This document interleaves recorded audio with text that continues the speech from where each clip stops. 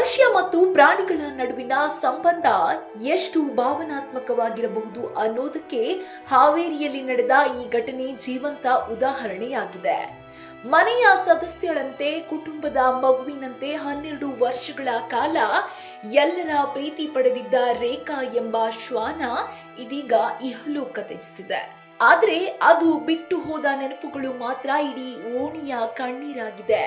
ಹಾವೇರಿ ನಗರದ ಪುರದ ಓಣಿಯ ನಿವಾಸಿ ಶರಣಯ್ಯ ಸುತ್ತೂರಮಠ ಅವರು ಸುಮಾರು 12 ವರ್ಷಗಳ ಹಿಂದೆ ಒಂದು ಪುಟ್ಟ ಹೆಣ್ಣು ಶ್ವಾನವನ್ನು ಮನೆಗೆ ತಂದಿದ್ದರು.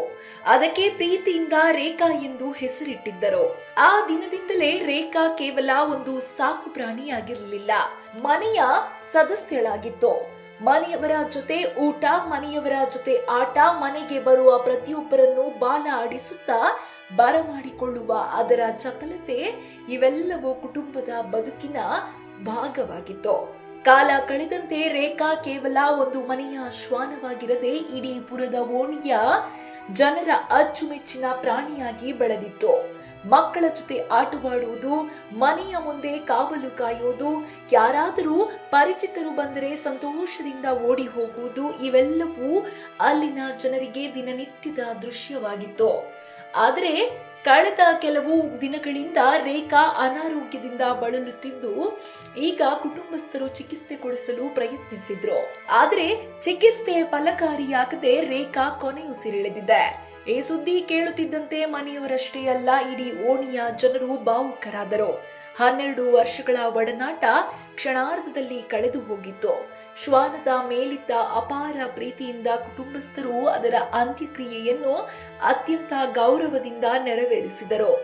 ಹಿಂದೂ ಸಂಪ್ರದಾಯದಂತೆ ಪೂಜೆ ಸಲ್ಲಿಸಿ ಹೂವಿನ ಹಾರ ಹಾಕಿ ಅಂತಿಮ ನಮನ ಸಲ್ಲಿಸಲಾಯಿತು. ರೇಖಾಗೆ ವಿದಾಯ ಹೇಳುವ ವೇಳೆ ಕುಟುಂಬ ಸದಸ್ಯರ ಕಣ್ಣೀರನ್ನು ನೋಡಿದರೆ ಅದು ಕೇವಲ ಒಂದು ಪ್ರಾಣಿಯಲ್ಲ, ಮನೆಯ ಮಗಳೇ ಆಗಿತ್ತು ಅನ್ನೋದು ಸ್ಪಷ್ಟವಾಗುತ್ತಿತ್ತು. ಅದು ನಮ್ಮ ಮನೆಯ ಹಿರಿಯ ಮಗಳಂತಿತ್ತು. ಸುಖದಲ್ಲೂ ದುಃಖದಲ್ಲೂ ನಮ್ಮ ಜೊತೆಗೆ ಇತ್ತು. ಇವತ್ತು ಅದನ್ನು ಕಳೆದುಕೊಂಡಿರುವ ನೋವು ತಡೆಯಲಾಗುತ್ತಿಲ್ಲ ಎಂದು ಕುಟುಂಬಸ್ಥರು ಕಣ್ಣೀರು ಹಾಕುತ್ತಾ ನೆನಪಿಸಿಕೊಂಡರು.